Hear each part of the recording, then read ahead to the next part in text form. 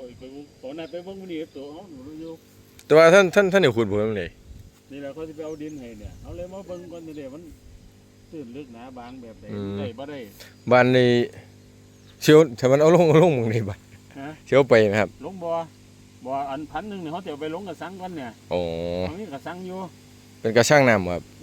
กระสังบกอ๋อกระช่างบกอ๋อครับเขาไปเอาของกาฬสินธุ์มามื้อนึงตายหมดอ๋อผู้นั้นบ่เดี๋ยวบอกทุกตัวน่ะเรียบร้อยเนี่ยถ้วยซ้ำเนี่ย2,500ถ้วยขนมจีนน่ะถ้วยแดง15 บาทแม่